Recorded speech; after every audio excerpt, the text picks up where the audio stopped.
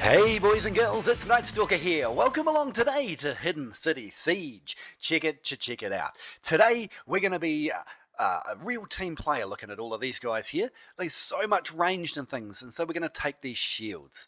Look at all that gold tier range stuff. So if we're going to have any hope of winning, we really got to make sure that those all survive.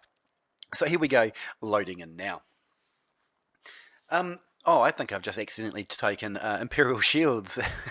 Imperial Spearguard is my first unit. That's okay. They push a siege tower just as well as anyone else, right? Right? No?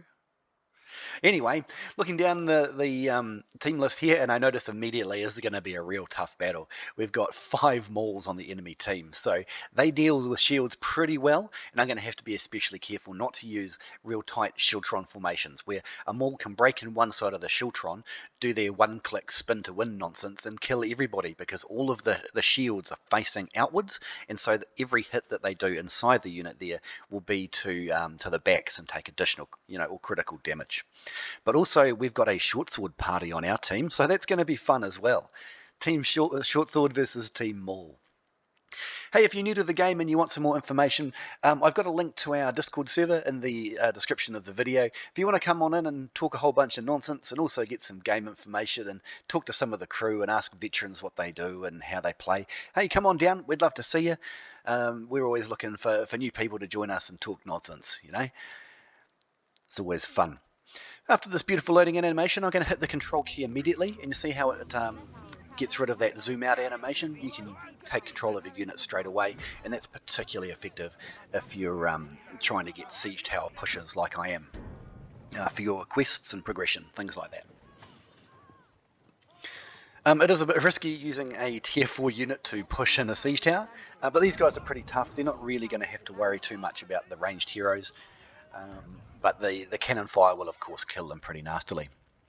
Another tip if you're new is when you load into maps, try and always take the same siege equipment. So like this cannon here I've been specifically practicing with. It's quite hard to get this one all the time because it's close to the spawn.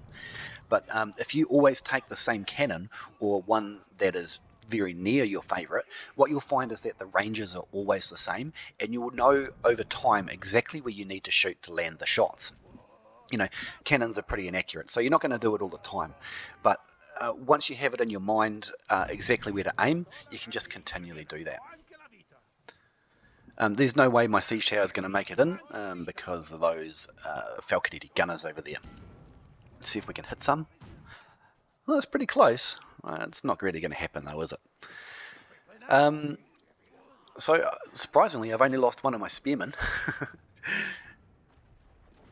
And that was probably from a stray cannon shot from the Falconettis, to be perfectly honest. The only time you should really use a shieldtron formation with shields is when you're trying to hide them or trying to move them around casually, secretly, stealthily, anywhere where you need them to be nice and compact. The Imperial Spearguard, of course, do have a cover commander ability, the number 2, so that makes it really useful to move the unit around without having to sort of spam the shieldtron. It also makes sure that they're always facing the enemy, so it's a small advantage that the Imperial Spearguard have over other spear units. I'm just trying to decide what I'm doing. Spearguard are not an assault unit. Their primary role is to protect other units, obviously. That's what shields are all about, right? But you can also use them to create space for your team to rally, like section off an area of the map, and your team can sort of rally up and heal up and things behind them. Oh look, free kills. They might be the only kills I get all game taking this many shields. No, I do have the Loyal Guard Stalwarts, so that won't be an issue. And of course, don't go charging into Berserkers. That's not going to end up well for anybody. But this is a very, very nice tight block here, with the Fortebraccio pikes and the hello friend, and the Shield Maidens and the Imperial Spearguard. There's not much it's going to get through here. Cavalry absolutely can't. You keep trying, friend. Stand there and heal. Go on. Don't let people heal is a good plan too. If you see them healing, just charge at them and make them move or something like that. Or if you're a ranged hero, just chuck a bomb at them or sling an arrow at them, and it knocks them out of their healing. And it can be quite frustrating for the enemy players. And then they're walking around on half health or whatever for a little while. And here we go into battle. Oops, no, we do not want Shiltron formation, because we've just explained why, right? We're all pro players now. So we'll put them there to protect the muskets while we deal with these berserkers and things. It's important to focus berserkers with your hero if you can, because they're such a tough unit and you've got to do enough damage to them to override. I can see on the map we're being attacked in the back. It's important to do more damage to them than they can heal back, so focusing them sort of kills them pretty quick. There we go. Protecting our team real nice. And that's really what you're going to do with the shields. Take the hits. You know, their only purpose for existing is to get punched in the face. And see on the little thing over on the left there, you want to try and keep them on the flat too, so that their shield wall stays consistent. If you have a little gap created by standing on a little platform there, or a signpost, or anything that disrupts the shield formation, it means that they are much more vulnerable. Especially if you're facing Imperial Pike Guard. What's this? It's 3 kills is what this is. But if you didn't know, Imperial Pike Guard cannot push their way through and knock down shield units that are fully formed. And that includes like Stalwarts. And here we go, we're just going to create a little zone here for our team to sort of rally behind. That little fireplace there will actually create a gap in the shield line, I'll show you. See that? And you want to avoid that if possible. But now that our team feel confident in the safe space there, we're going to try and push up a bit. And one thing you're doing with shields is you're calling the shots too. Come on lads, we got this. Everyone behind you, oh, I know what we're going to do here, is going to rely on you to start the plays. But this is going to be nice and easy because we're going to hack these guys to bits. And we've got friendly heroes jumped in with us. And that is 1 dead unit of Fortebraccio pikes. Lovely, we'll go back to our unit because they're vulnerable. What? Oh, you can't jump over this. But you know, even when the short sword there took a face dive into the unit, they didn't take much damage. Here's some cavalry. I haven't got my ult up, but I can stop them with this ability.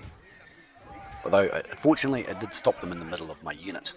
We have Fortebraccios backing us up, so that is a non-issue. We'll see if we can pick some of these off. Oh, ow, ow, ow, ow, ow, ow, ow. See how I got really low on health there and immediately put myself into cover commander? That probably saved me from those stray berserkers and things. Very nasty unit, the berserkers. And we're going to try and shield these pikes. Oops, that was an error. I shouldn't have walked into the pike guard. If my shield line had been fully formed at the... Hello. Blooming Ironsides. If my shield wall had been fully formed at the time that those Imperial Pike Guard hit, it would not have demolished the shield wall. But unfortunately, they were still moving when the Pike Guard hit. So that's something to be aware of. And as you can see, shielded pikes, like where the shield and the pikes are doing their good damage there, very, very strong. And you want to encourage that sort of play as much as possible. So this pike player seems to be working with me quite well. Both pike players. Well, all of them really. Our little cluster of 4 or 5 heroes here is actually doing some great teamwork. Oh, and that's our team. That way we don't have to worry too much. So we'll put the shields in front of our pikes again. And that pike player is going to be very happy that we did that. And oh look, they're charging more units into shielded pikes. That was never going to go well. I don't know what that player was thinking. Nice gold tier cavalry unit, instantly killed. And of course, being a longsword, you just want to keep everybody's health up as well. Not just your own units, really important. It is a team game. And so it's really important to make sure that you're healing your team as well as your units. Without those pikes, all we can do is stop damage. What's going on here? He's not getting away, I can ignore him. And again, we're going to create a safe space, so we're going to put these guys here so that ranged units can't shoot our guys as they come to the supply point, and nobody's going to be able to push through. See, if that longsword brings him, he can probably bust through, but his Conqueror guard with him certainly won't. Conqueror? Condos. And now all of our team is pretty much going to want to heal up, so we might as well do that as well. We've got time to do that before we can push on to the final point. I could swap out for another shield unit now, but I still have half a unit of Imperial shields, and you'll see that half a unit fits in these little corridors really nicely. So at this stage, I don't see a reason to swap them out. They are the toughest shields in the game. Oh, what's going on here? That's never going to happen. No, you don't. And we'll just create a nice safe zone for our pikes and ranged to come and hide behind. And that's really what it's all about. You're not going to get a ton of kills when you're playing shields. You're going to be a team player. Now we're going to pause here for a minute. Oh, this short sword's real brave. Oh, ow. That's going to be a problem in that corner. But yeah, we're going to wait for our team to stack up behind us. You can see on the map they're all still filing in. See on the bottom right there? So once they're all in place, oh, that's a waste of a treb. Those are only village watchmen, I think. However, I think we're going to use the impact of that treb because they won't be able to move in behind us and reinforce. Do you see how our team are waiting for us to make the plays when we're shields? So what I'm going to do is I'm going to move the shields all the way in, and then I'm going to go around the side and attack those crossbows so that I'm forcing the enemy heroes to come and focus on me while our team move in and slaughter things. Well, that's unfortunate to get grabbed by a maul, and that is just a fact of life.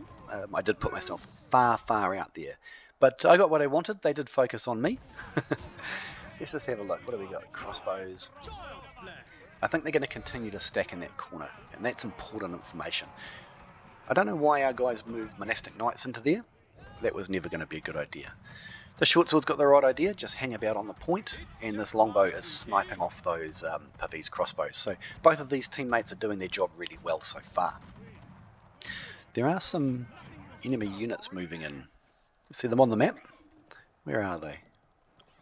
What are they, more importantly? Are they just retreating, or? I want to go in the back door there.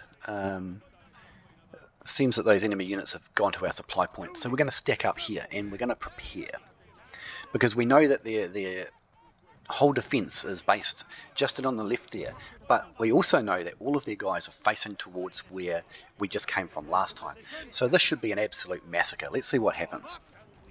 I love Stalwarts, they're shields with teeth, and they were completely unprepared for us. That's fantastic. The old maul doing the one-click spin to win there, but it's not going to save him because my ult is up. And now we're going to knock the wall down, and that is pretty much going to be the end of it. Holy, how's that for an IQ? There's some of these left. Annoying to kill stragglers. Yeah. Oop, my ability's not up. It is now. Alright, so we are very badly wounded shields. So I'm not going to go chasing that short bow. I've got better things to do. We're going to link up with the remains of this pike unit. Those shield maidens are doing real well. I think they're the same ones that survived from the start of the battle. And we're just going to move our guys up and put them there sacrificially. It doesn't matter if we get self-trebbed. We're just going to move there to make it impossible to move through that gap. Well, not impossible, but certainly a bit harder. And then we did really well. Super great teamwork from everybody. Really proud of our team today. That was such a good team. A bit of silver and stuff. Loyal Guard did only 52 kills, but we are playing shields. Imperial Spearguard got 6, which is about 6 more than they usually do. Look at the amount of damage we took, compared to... he took 1 million. That must have been the shield maiden player. Everybody else, not even close, right? Because playing shields is all about getting punched in the face. But all in all, a really good game. And we created space for our team to move, space for our team to rally. We created, giant damage sponges. We blocked off areas so the enemy couldn't push through. For example, that short sword where we were taking the first supply point. He couldn't push through that while we demolished all of the fortibrachios in the corner there.